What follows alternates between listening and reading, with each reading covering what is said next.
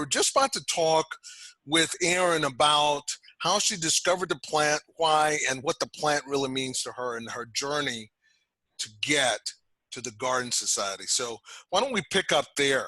Tell us that story, Erin. Yeah, thank you, Vern. So I was a Midwesterner growing up. Like we talked about, I played basketball all through. And so I didn't really experiment with cannabis other than maybe the occasional puff at a party in college. And so when I got into my adult career, I started really having exposure to it more as part of a lifestyle. I lived in LA at the time on the beach. There was cannabis around me. And I was playing beach volleyball and dealing with these chronic injuries. And I started to really understand it. I got my medical card. I started going to dispensaries to dabble, if you will, and shop and see what there was. This was back in 2011, 2010. Wow. So it was a very different landscape than it is today in the regulated marketplace. At the time, I was dating my now husband, and he's a farmer, so he started growing. And as I was going into the surgeries and through the surgeries and recovery thereafter, I started to really understand how cannabis could help me manage my chronic pain and help me get better sleep. So having big hip injuries, sleeping was very difficult for me to find.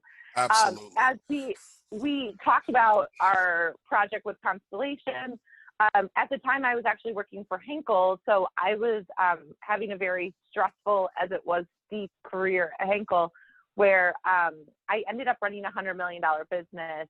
I was the youngest person that I could tell, or HR told me anyway, to have that level of responsibility within the company. And we were doing a really amazing job. We were growing the business exponentially.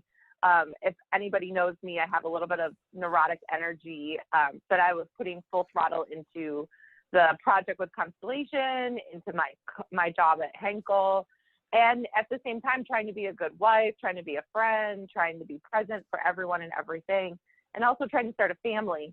So while I first entouraged into cannabis for my medical reasons, as I was kind of moving through life, I kept turning back to it because it was really what would help me sleep, what would help me find rest after a long day, what would help me just be present in the moment, and help me drink less alcohol ultimately. Because, you know, being in the wine industry, it's very easy to just consume mass amounts of wine, frankly. And we all know that's Very not easy. healthy for us.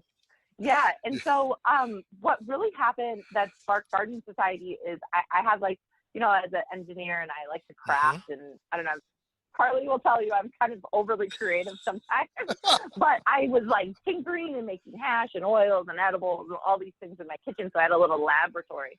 And my husband told one of my girlfriends that I was making edibles at home. And, you know, Nice. back then I was ashamed. I was also scared. I didn't want to get fired. I didn't want my husband to get fired.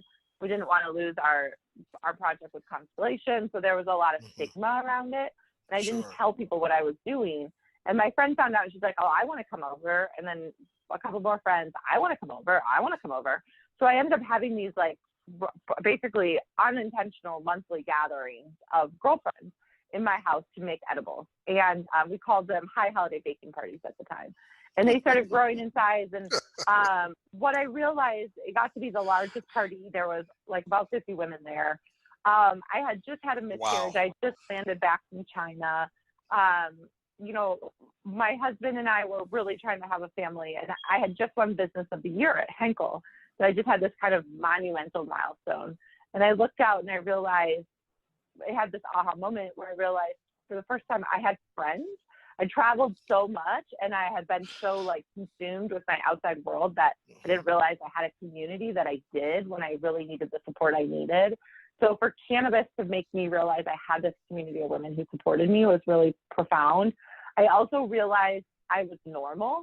I realized that the problems I was facing, I internalized it. I felt really ashamed. I couldn't be happy.